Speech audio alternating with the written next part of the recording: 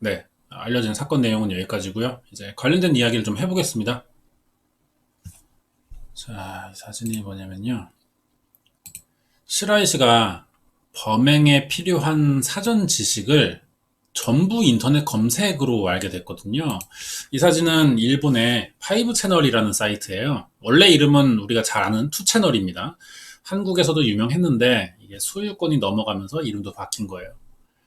여기로 2017년 8월 2일이었어요. 이런 글이 올라온 거죠. 고기 50kg을 얻게 됐는데 이걸 어떻게 처리해야 될지 모르겠다는 글입니다.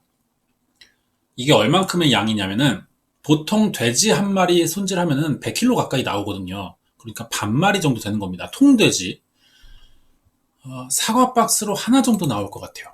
선물 받기에 너무 많은 양이죠. 이걸 좀 체감하자면은 유튜브에서 좀 잘 먹는 먹방 유튜버들도 한 3, 4kg 정도 먹거든요. 그게 정말 많이 먹는 양인 건데 50kg 양이라는 거예요.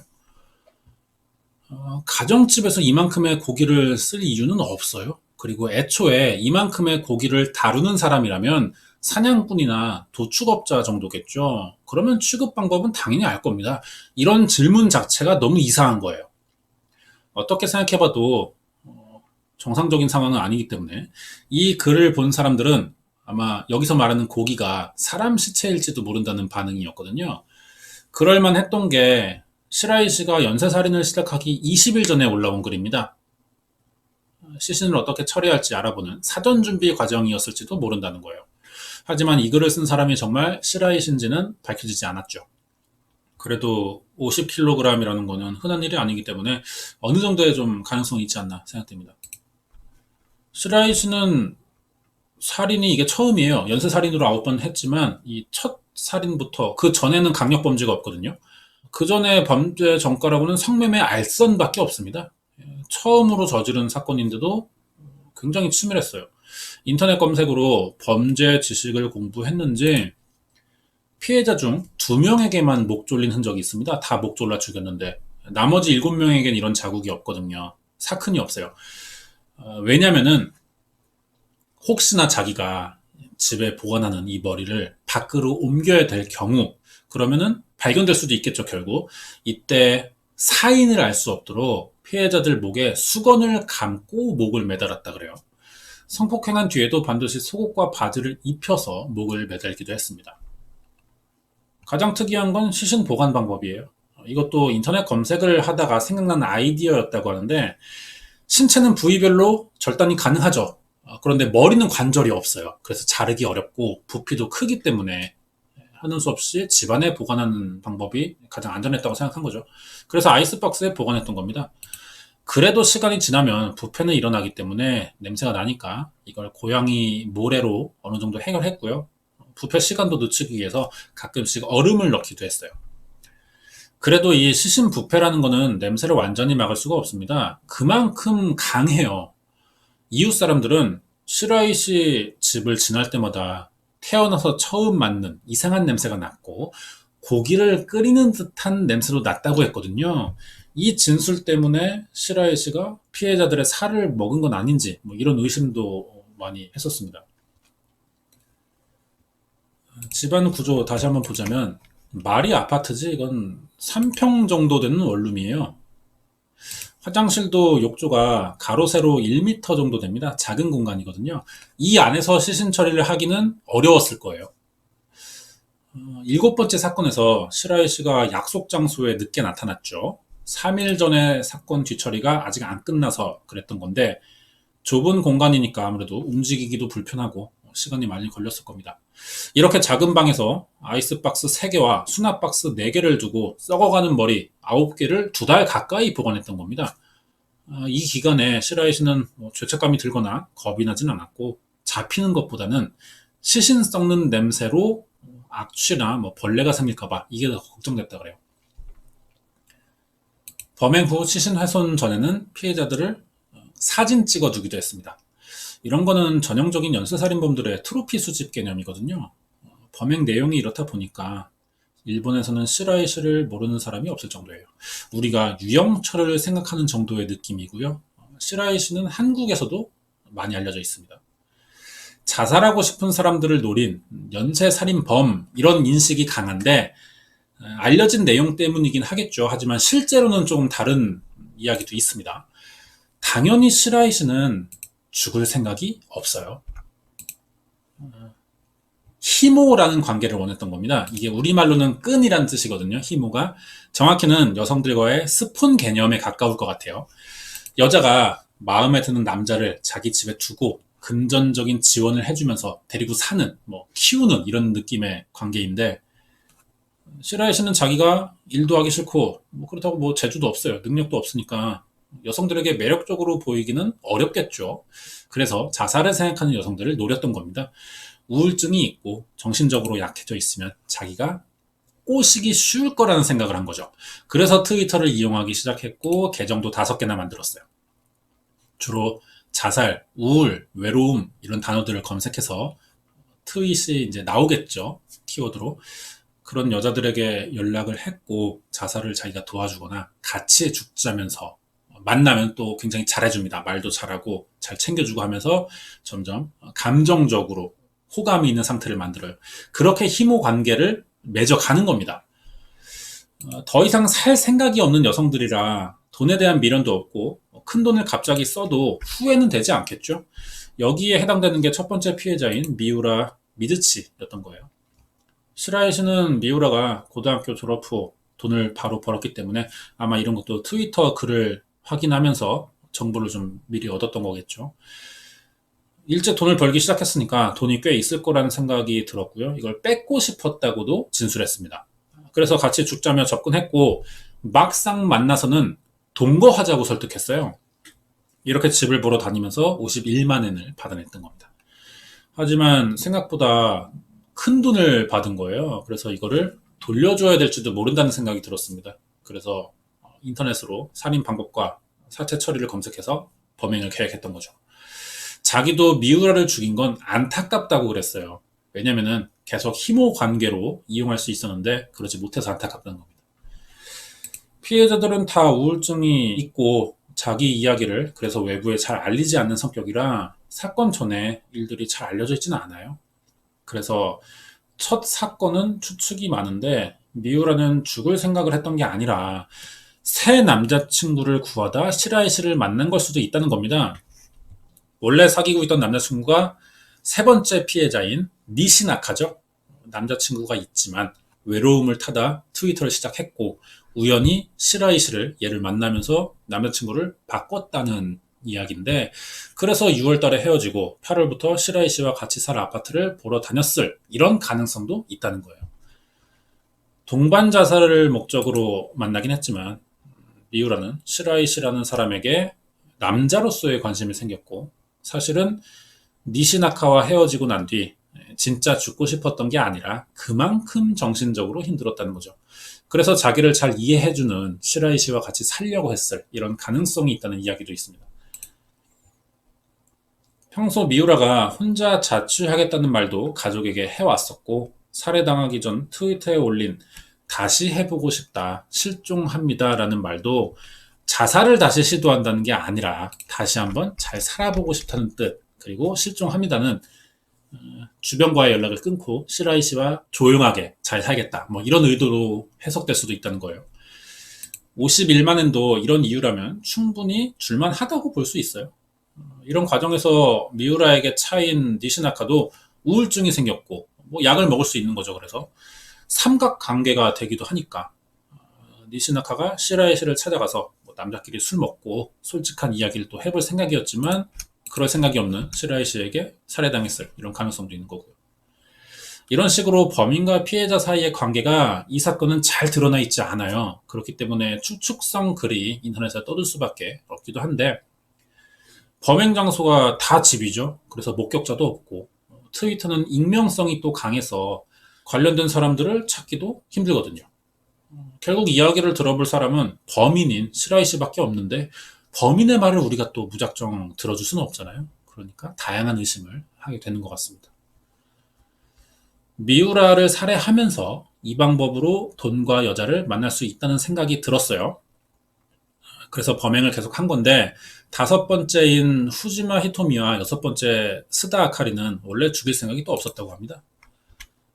후지마는 자기를 죽여달라고 말해놓고도 남편과 오랫동안 통화를 했고 집을 들락날락 하면서 불안한 행동을 보였어요. 그러자 희모 관계가 될 수 없다는 생각에 범행 현장이 노출되기도 했으니까 죽일 수밖에 없었고, 술집에서 아르바이트 하던 스다 아카리는 시라이 씨를 만난 날 택시비부터 먹을 거, 음식, 술값 자기가 다 냈습니다. 시라이 씨가 이런 거 보고 돈이 많아 보여서 힘으로 두기에 좋겠다는 생각을 했고요. 매달 얼마씩 받아낼지도 계획을 세워뒀어요. 처음엔 스다에게 엄마와 친구에게 금방 간다고 걱정하지 말라고 연락하라고 시킨 적도 있어요. 주변 사람에게 자기 행방을 알리도록 시켰다는 거는 죽일 생각이 없었다는 겁니다. 하지만 스다가 술에 취해 잠이 들자 성폭행 욕구를 참을 수 없었던 거예요. 이게 본 목적으로 변하기도 했죠. 그리고 범죄를 저질렀으니 피해자는 또 없애야 되고, 그날 보내줬다면 돈을 계속 받아내면서 관계를 유지할 수도 있었을 텐데 그 순간을 못 참아서 스스로 계획을 망친 겁니다. 절제력이 없고 나중을 생각하지 못하는 범죄 유혹에 굉장히 약한 성격을 가진 사람인 거죠. 뭐 이렇게 사실 트위터에서 만난 사람들을 다 죽였다기보다는 정신적으로 약해진 여성들을 골라서 자기 통제에 두고 원하는 것을 얻어내면서 살 생각이었던 거예요. 기생인 거죠, 목적이. 무조건 죽이려고만 한 건 아니고요. 관계를 만드는데 실패할 경우 그때 죽였던 겁니다.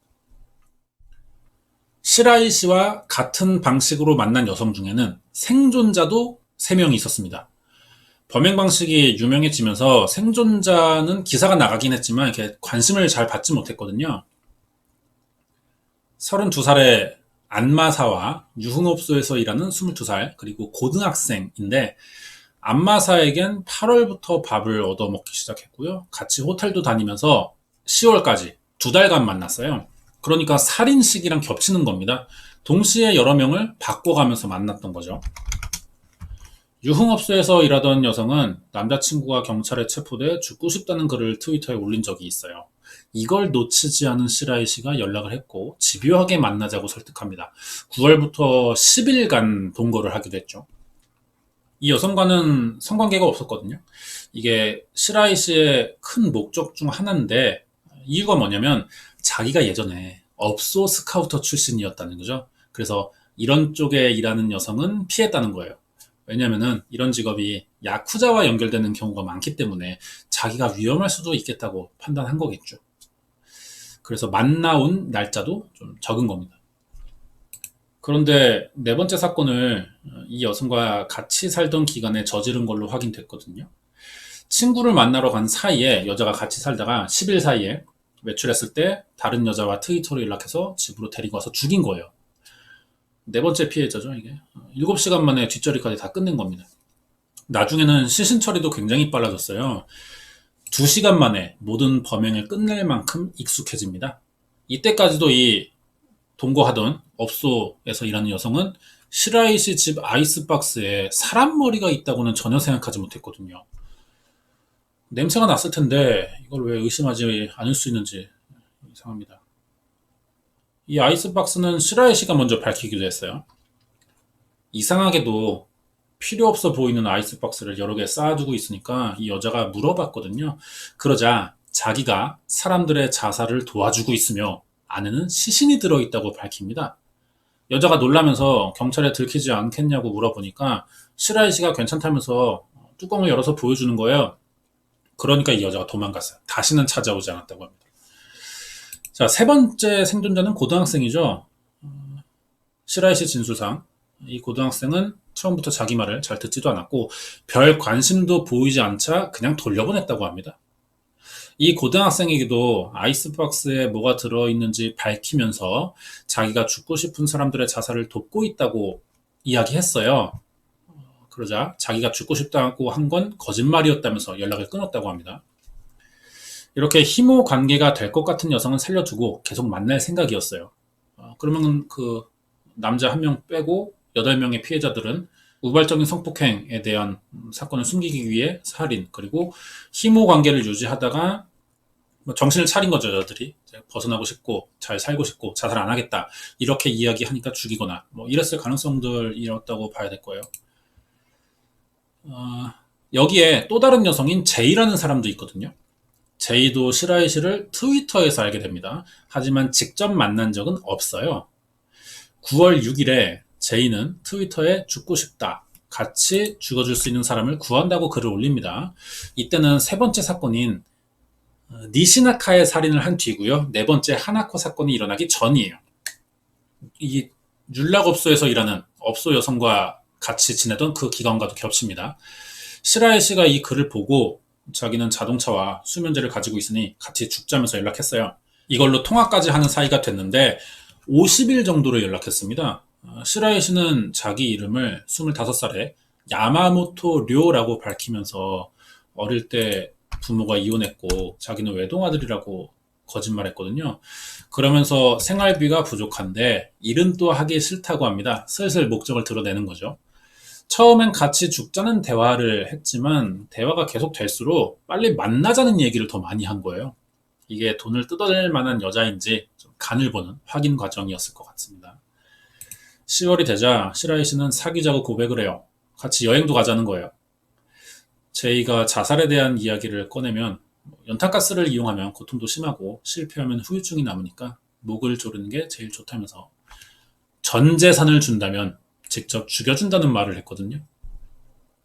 제이는 자살당하고 싶다는 마음도 있어서 시라이 씨와의 관계를 계속 이어갔던 거예요. 시라이 씨가 점점 자기 이야기를 꺼냈다고 합니다.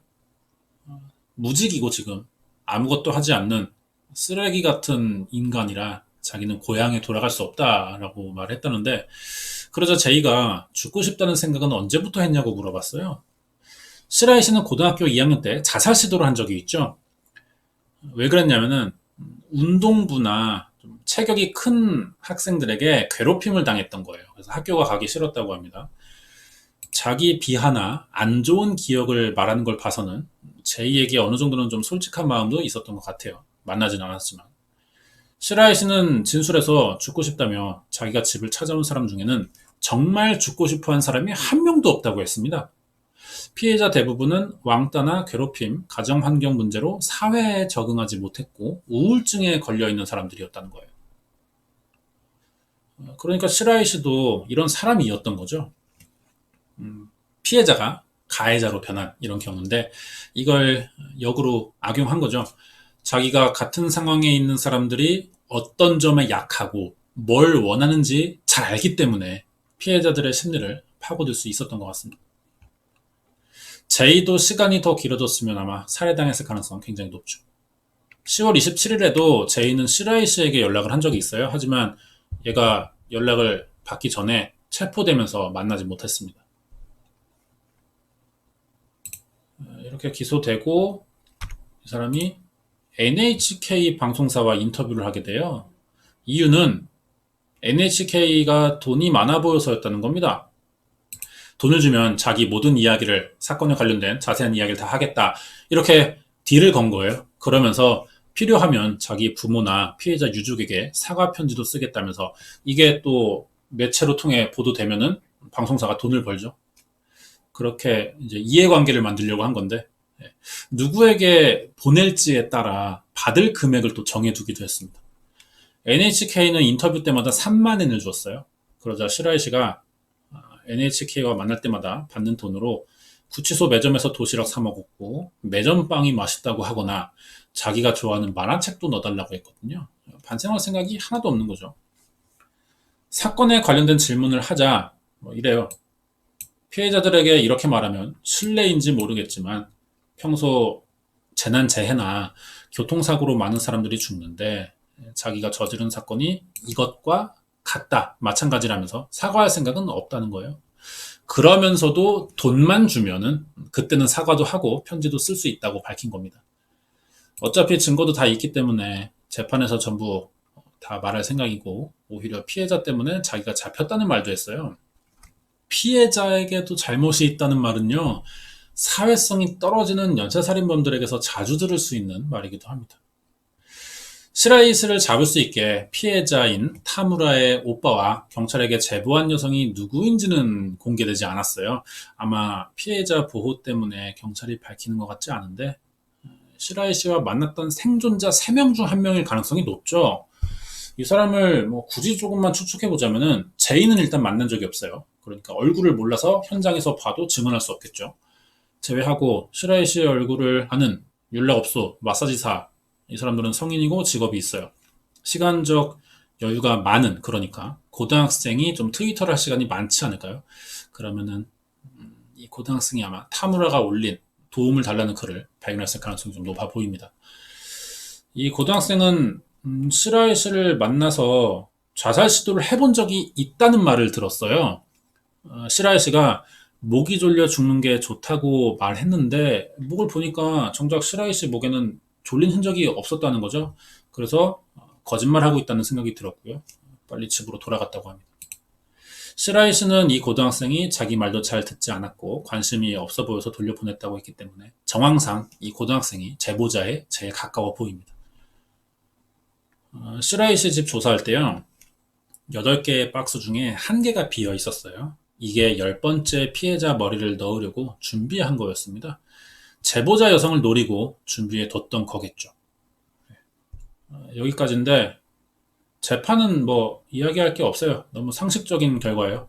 올해 2021년에 열렸는데 당연히 사형 나왔고요. 시라이 씨가 항소 포기하면서 형이 확정됐습니다. SNS를 이용한 연쇄살인은 처음 보는 것 같아요. 이것도 시대 흐름에 맞춰서 바뀌는 새로운 수법이라고 봐야겠죠.